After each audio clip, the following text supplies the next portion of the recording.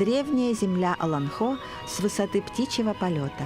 Она прекрасна своей первозданной красотой. Но человек устроен так, что вслед за созерцанием ему важно познать тайны этого мироздания. Мы знаем только то, что лежит на поверхности и бросается в глаза, а в глубины земли, особенно такой громадной территории, как Якутия, мы еще далеко не везде заглянули. И там еще мало чего может таиться и храниться, которое будет удивлять нас.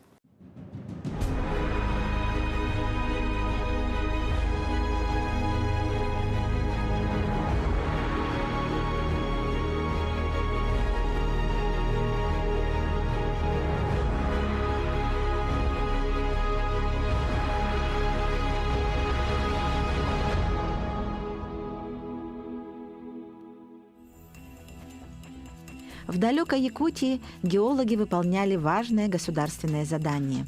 Поисковые работы на реках Вилюй и Чона в 1949 году увенчались успехом. Был найден первый алмаз. Затем в 1954 году открыта первая кимберлитовая трубка «Зорница». Спустя год в Москву была послана засекреченная радиограмма. Закурили трубку мира. Табак отличный. Эти события были сенсационными открытиями XX века.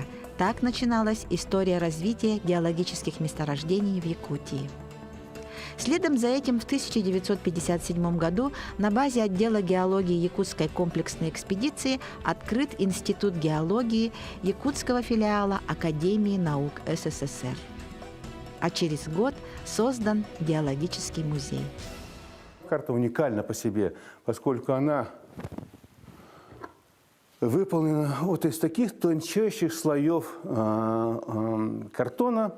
Ну и главное, это кропотливый труд. Ребятишки сидели, вырезали по линиям горизонталь контуры какого-то участка территории, наклеивали, прессовали это все под давлением. Это все, ну, карта, наверное, больше года делалась. Потом ее смонтировали на отдельных листочках. И уже дальше стали мы дырявить ее после того, как сделали. То есть там, где вот сейчас, допустим, горят огонечки, это простреленные дырочки, вставлены лампочки, которые фиксируют положение того или иного месторождения на территории Якутии. Если, допустим, я сейчас вот включу все огни, видите, почти свободного места нету. Все заполнено светящимися огонечками.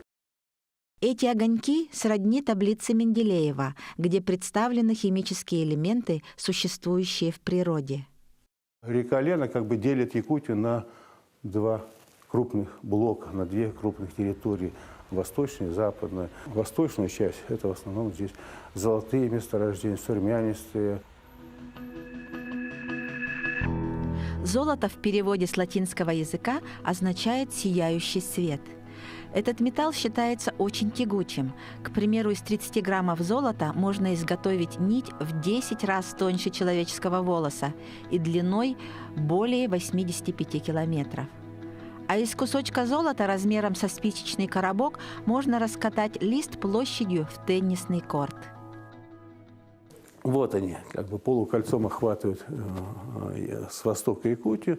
Первые золотые месторождения были открыты в 1924 году. С месторождения с прииска незаметной под Алданом. Были открыты вот эти месторождения Лохюнского района, Усмайского района.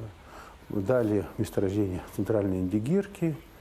И вот далее на севере Куларская группа месторождений. В свое время Якутия добывала примерно около 48 тонн в год. Золото. Занимало где-то второе-третье место в Советском Союзе.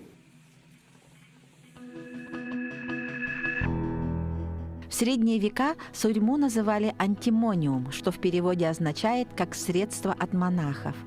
Любопытно то, что она обладает целебными свойствами и входит в состав лекарств, обладающих антипаразитарными свойствами. Кстати, в 1 литре морской воды содержится 0,5 микрограмм сурьмы.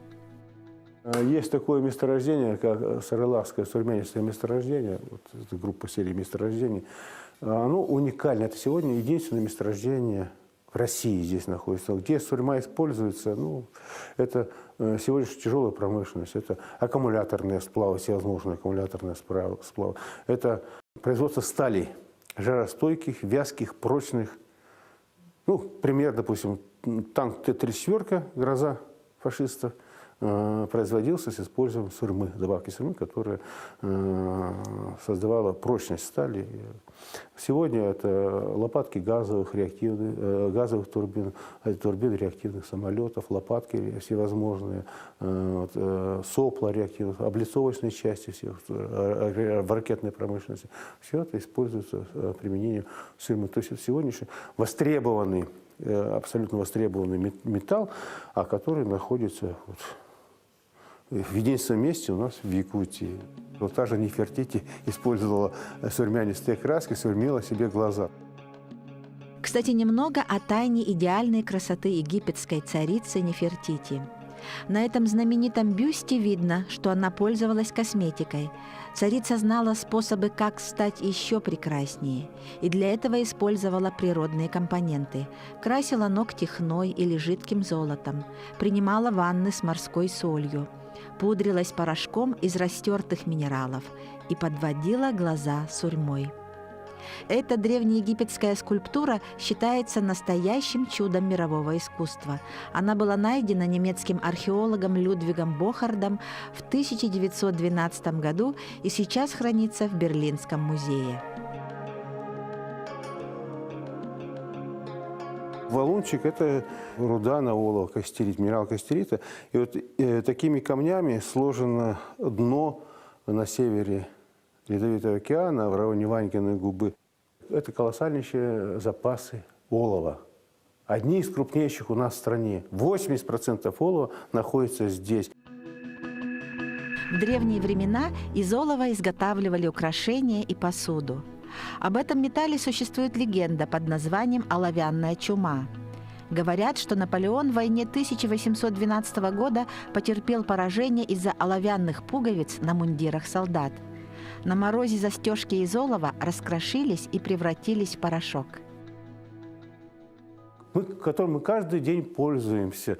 Это те же копеечки, так называемые серебряные монетки. Это те же консервные банки, которые мы открываем каждый день, поскольку олово является очень стойким металлом, стойким к окислению металла, и продукты поэтому в нем активно хранятся. Вот я могу привести пример. В 1973 году был найден склад, заложенный Эдуардом Толем в 1905 году с продуктами. И консервированные продукты находились в оловянных банках, еще дополнительно пропаянных оловом. Когда их подняли в 1973 году, доставили в Москву институт пищевой промышленности и провели анализ, продукты были абсолютно качественные.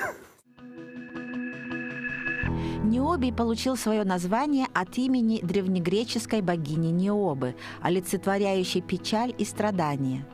Кстати, само название соответствует сложному процессу изъятия металла из руды. И все же овчинка стоит выделки. Такой же сегодня востребованный металл, как необий. Крупнейшее месторождение находится вот в этом районе. Там тоже придает стали прочность. И, допустим, если вот, возьмем раму краза, чугунные, здоровенные железяки, тяжеленные, сегодня вот эту раму можно уменьшить в весе в 3 раза. С использованием вот этих необий. Тоже такая же тяжелая. Сегодня весь мир работает на производстве стали с добавками необия. То есть совершается тонкая, то есть получается малоемкая конструкция, но с высокой прочностью. Немного о метаморфозах первого топлива, как каменный уголь. Древние останки растений под воздействием различных факторов превращались в торф. Под давлением толщи земли он переходил в состояние бурого угля, а затем каменного, который далее становился антрацитом и, наконец, графитом. 50%, наверное, угля в мире находится в Якутии. То есть это вообще уникальный здесь в запасе. Вот. Тот же самый уголь находится на западе Якутии. Месторождения угля образовались примерно 200 миллионов лет тому назад, и связаны они с отмиранием древесины. Северные месторождения в районе Тикси. Большое количество угля находится по долине реки Лены и Алдану, так называемый Ленский угольный бассейн. По прогнозные запасы по нему около 11 триллионов тонн. 11 триллионов тонн запас угля. Но в основном это каменные и бурые сорта углей. Слово «нефть» из турецкого языка означает «нечто исторгаемое землею». А китайцы, первыми пробурившие нефтяную скважину еще в 347 году нашей эры, называют нефть «шийоу», что буквально означает «горное масло». По мнению ученых, исходным материалом для образования нефти послужили микроорганизмы, населяющие прибрежные морские воды. О полезных свойствах природного газа люди догадывались давно. Известно, что в первом веке нашей эры персидский царь приказал построить дворцовую кухню на том месте, где газ выходил на поверхность. Огонь в этой кухне горел день и ночь, что позволяло экономить на дровах. Здесь же, в Западной Якутии, и располагаются и основные наши нефтяные и газовые месторождения. Алмаз с греческого «несокрушимый». Как отличить его от имитации? Во-первых, измеряется его теплопроводность, она всегда выше, чем у заменителей. Затем можно камень смазать жиром и провести сплошную линию фломастером, заправленным специальными чернилами. Если линия сплошная, то это настоящий алмаз. Алмаз образовался далеко в недрах Земли, на глубинах до 250 километров, в мантии Земли, где существует колоссальнейшая температура и давление, температура до 2000 градусов и давление там, до 70-80 килобара, может даже и больше. Есть находки алмаза, которые говорят, что алмаз образовался 3,5 миллиарда лет тому назад.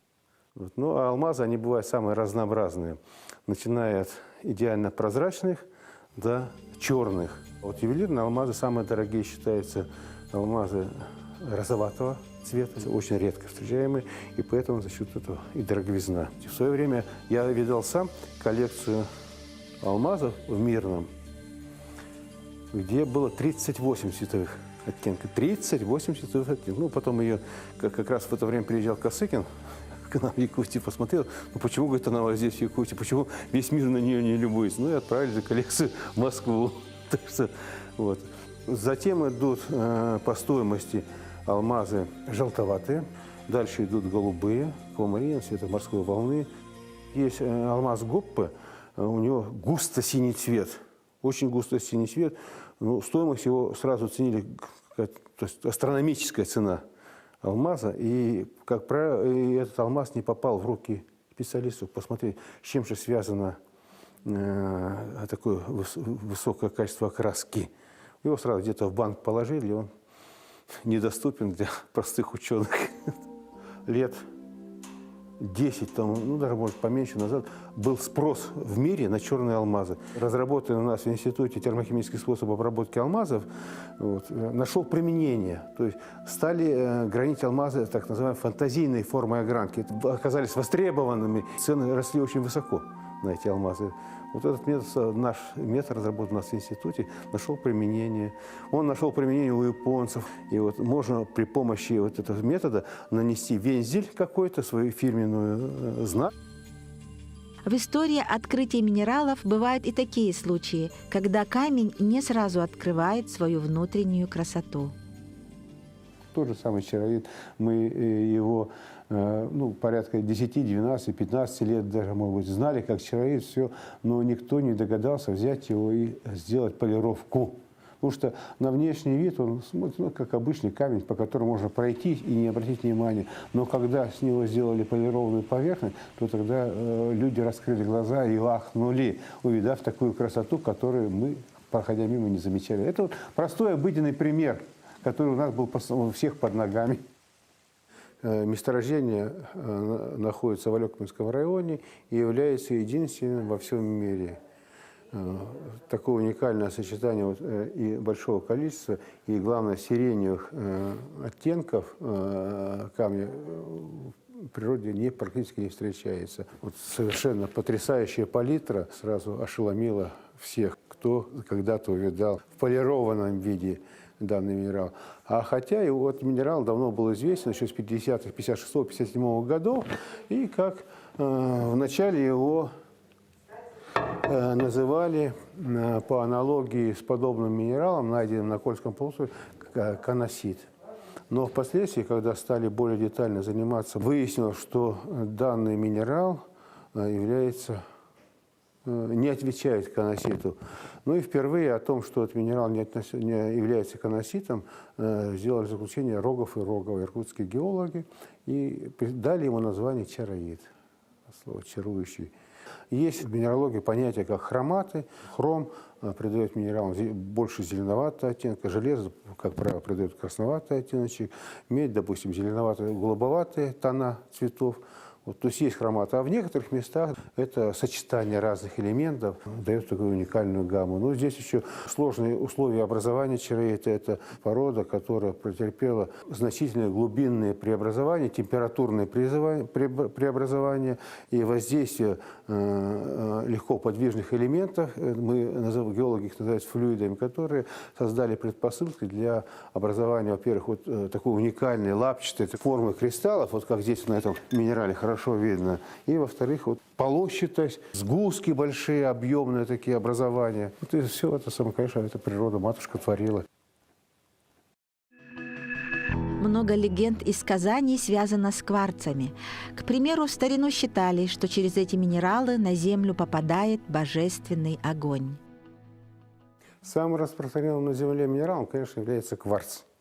Он в самых различных формах встречается и в виде кристаллов, вот, допустим, вот эти же кристаллы кварца, в виде аморфных соединений, это халцедоны, сердолики всевозможные, яшмовидные образования. Это все проявление кварца. СиО2, химическая форма, в самой разнообразной форме. Начнем, допустим, с того же вот аметиста. Это сиреневая разновидность кварца. Это минерал издревле используется человеком в качестве украшений. Тот же самый кварц может иметь черный цвет.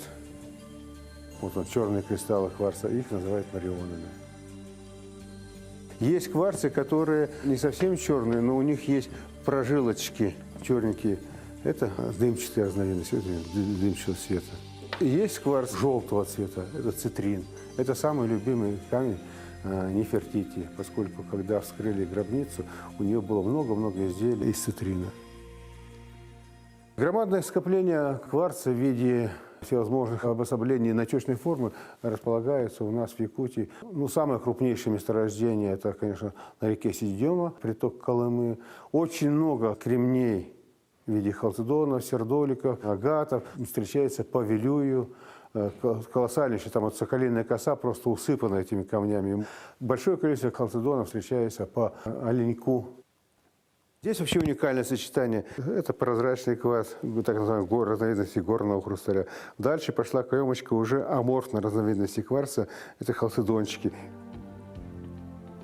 Природа многогранна. Вот, допустим, какие-то морские пейзажи. Все зависит от того, какова у человека фантазия. На протяжении всей истории Земли они формировались.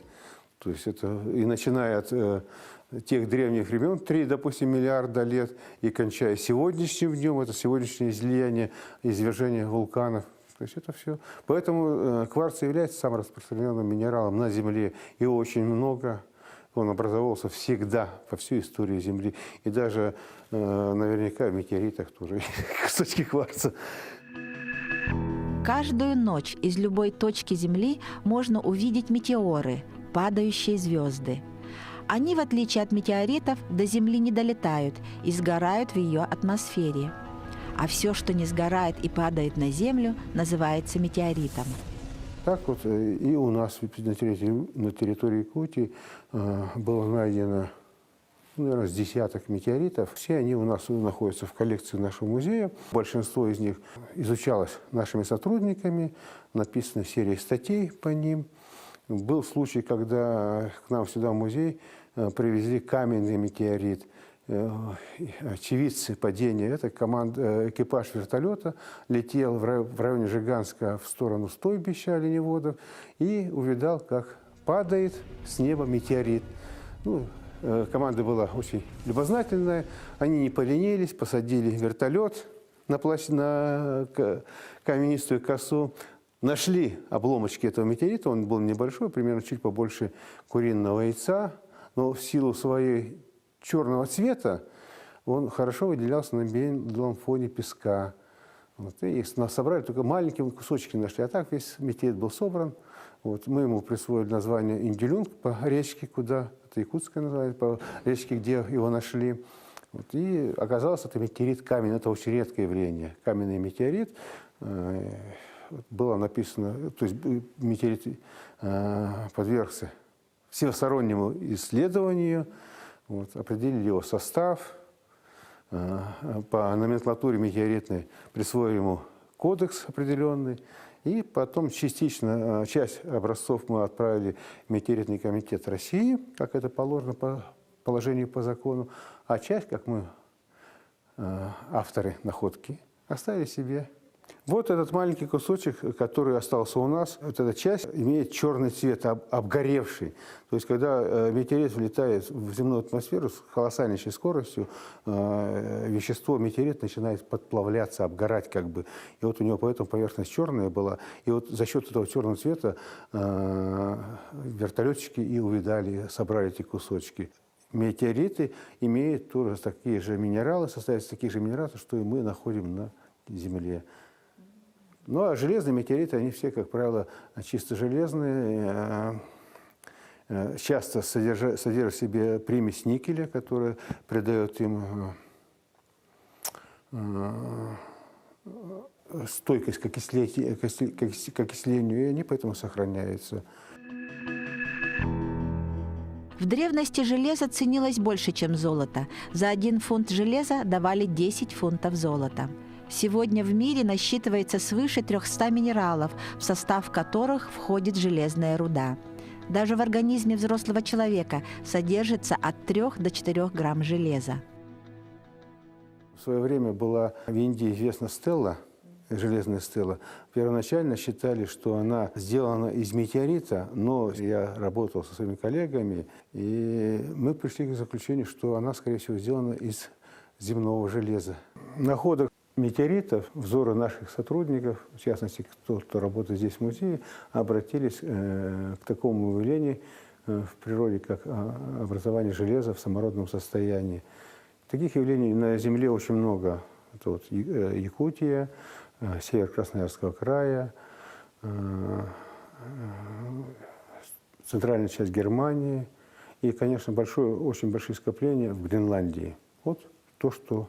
Ну и впоследствии мы пришли к заключению, что и в Индии, то есть такие же есть образования и в Индии. И тот же знаменитый индийский столб, скорее всего, сделан из самородного железа. Действительно, якутские ученые внесли огромный вклад в области исследований природных ресурсов, познания эволюции органического мира Земли на уникальной территории, превышающей 3 миллиона квадратных километров. Сегодня ученым есть чем гордиться, ведь они изучают летопись в таких временных рамках, как 1,5 миллиарда лет. Путешествие в мир геологии увлекательно, но чем больше узнаешь, тем больше возникает новых вопросов и неразгаданных тайн. Мы еще знаем, только приоткрываем какую-то завесу, которую природа нам предоставила. Мы еще не знаем, что за углом скрывается у природы, что она может преподнести. Книга летописи земли Олонхо не дописана до конца. Все потому, что природа сама позаботилась о своей безопасности, и за каждым поиском тайны всегда будут новые повороты. И так бесконечно.